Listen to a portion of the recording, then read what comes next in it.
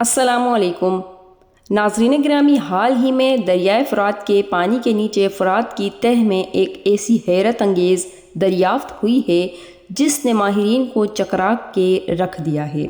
تمام سائنسی دنیا یہ سوچنے پر مجبور ہو گئی ہے کہ آخر ہمارے جدید ترین آلات اور اسکینرز اب تک دریائے فرات کو اس حد تک کھنگال کیوں نہیں سکے کہ ہمیں اس کے بارے میں پہلے سے معلوم ہو جاتا۔ ناظرین، دریائے فرات کی تہ میں پر اسرار اور قدیم ترین غاروں کا ایک نہایت عجیب و غریب سلسلہ دریافت ہوا ہے۔ یہ غاریں کسی بھی طرح سے قدرتی نظر نہیں آتی۔ ماہرین اس بارے میں شش و پنج کا شکار ہیں کہ اگر یہ غاریں قدرتی نہیں ہیں تو پھر انہیں کس تہذیب نے بنایا ہوگا۔ ان غاروں کی شکل ایسی ہے جیسے پرانے زمانے کی کوئی جیل ہو، لیکن یہ ساری کی ساری غاریں مٹی سے بنی ہوئی ہیں اور ان میں بنے ہوئے کمروں اور چھتوں کا سائز بھی بہت بڑا ہے۔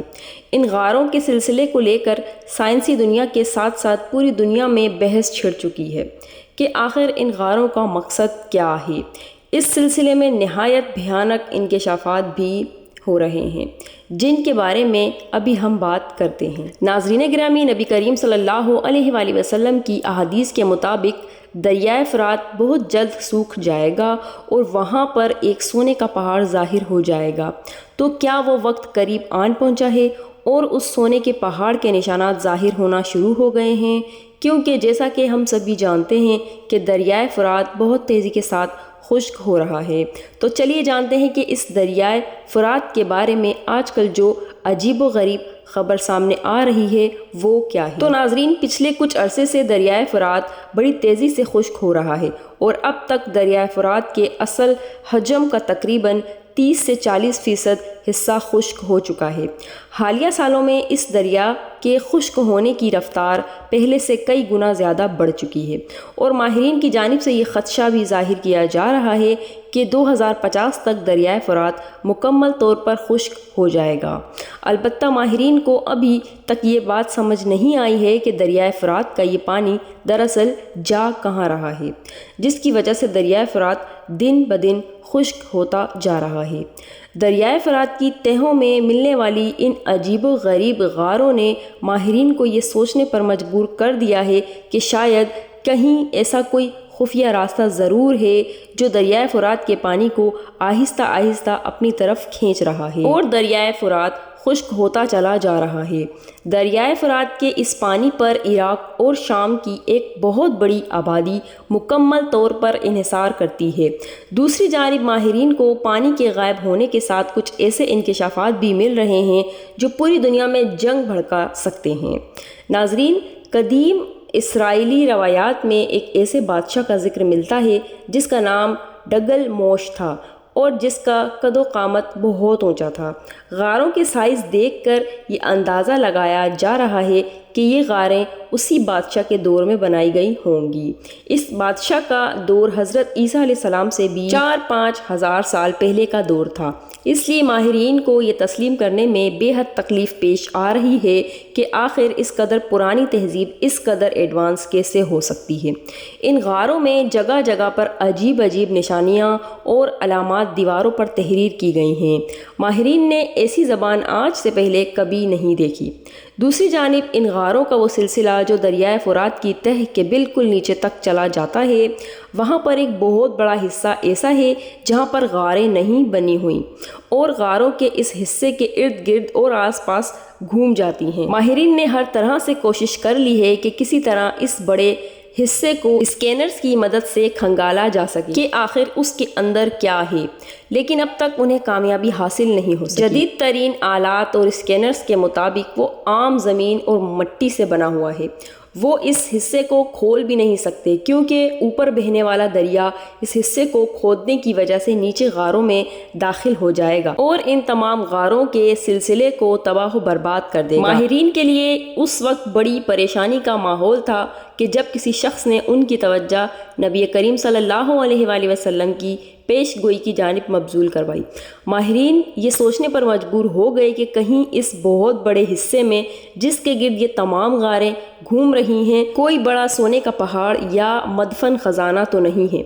ماہرین نے اپنی کوششوں کو مزید تیز کر دیا ہے لیکن اب تک انہیں کچھ حاصل نہیں ہوا۔ ان غاروں پر جتنی بھی تحقیقات ہوئی ہیں، جب وہ باہر کی دنیا میں پہنچی تو بہت سارے لوگ اس بات پر یقین کر رہے ہیں کہ لازماً اس غار کا یہ حصہ جس کے گرد یہ تمام غاریں گھومتی ہیں، یہ وہی سونے کا پہاڑ ہے جس کے بارے میں نبی پاک صلی اللہ علیہ وآلہ وسلم نے پیش گوئی فرمائی تھی۔ ان لوگوں کے مطابق اگر یہ وہی سونے کا پہاڑ ہے تو پھر اسے کھودنے میں کوئی گریز نہیں ہونا چاہیے، البتہ یہ کوئی اتنا آسان کام بھی نہیں ہے۔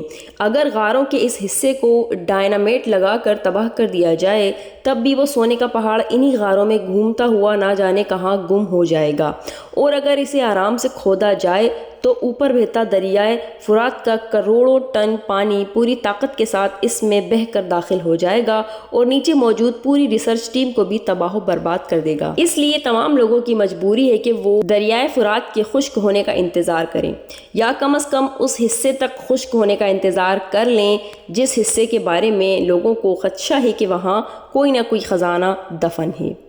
ماہرین کا اندازہ ہے کہ ہم سے پہلے موجود تہذیب اس بارے میں خاصی ایڈوانس تھی۔ ان کا کہنا ہے کہ اب تک ہم ایسے جتنے بھی خزانے دریافت کر چکے ہیں یا اہرام مصر کو ٹٹولا ہے تو وہاں پر ایسے میٹیریلز ملے ہیں جنہیں ہمارے جدید ترین اسکینرز یا آلات ڈیٹیکٹ ہی نہیں کر سکتے۔ اس لیے ماہرین اب بھی شک و شبہات کا شکار ہیں کہ ہو سکتا ہے کہ واقعی اس حصے میں کوئی نہ کوئی گم شدہ خزانہ یا سونے کا کوئی چھوٹا موٹا پہاڑ موجود ہے، کیونکہ یہ حصہ کافی بڑا ہے اور کئی کلومیٹرز تک پھیلا ہوا ہے، جس کے گرد یہ تمام غاریں گھومنے کے انداز میں بنی ہوئی ہیں۔ دوسری طرف دنیا میں ان افراد کی بھی کمی نہیں ہے جو جنگ بالکل نہیں چاہتے، اور یہ خبر کہ اس حصے میں سونے کا وہ گمشدہ پہاڑ موجود ہو سکتا ہے جس کے بارے میں نبی کریم صلی اللہ علیہ وآلہ وسلم نے پیش گوئی کی تھی، انہیں مزید پریشان کر رہی ہے کہ اگر یہ واقعی وہی پہاڑ ہے تو پھر اس کے ظاہر ہونے میں کچھ زیادہ وقت باقی نہیں رہتا، کیونکہ انسان اپنی فطری لالچ اور حرص کے باعث اس حصے کو زیادہ دیر تک کھودنے سے باز نہیں رہ سکے گا، اور اگر ایسا ہوا اور سونے کا یہ پہاڑ ظاہر ہو گیا تو پوری دنیا میں جہاں پہلے ہی کئی جگہوں پر جنگ کی آگ بھڑک رہی ہے ان جنگوں میں مزید شدت آ جائے گی۔ اس سے صاف ظاہر ہے کہ ہمیں اس بات کا مکمل خیال رکھنا چاہیے کہ ہم یا ہمارے احباب یا ہمارے آس پاس کے لوگ کسی طرح سے بھی دولت کے حصول کی اس جنگ کا حصہ بالکل بھی نہ بننے پائیں، کیونکہ اس کے لیے صاف صاف جہنمی ہونے کی وعید موجود ہے۔ اللہ پاک سے دعا ہے کہ وہ ہمارے ایمان کو سلامت رکھے اور اس دور آخر کے تمام تر فتنوں سے ہمیں اور ہمارے احباب کو دور رکھے، آمین ثم آمین۔ ویڈیو اچھی لگی ہو تو ایک لائک ضرور کیجیے گا۔ اجازت چاہوں گی آپ سے، فی امان اللہ۔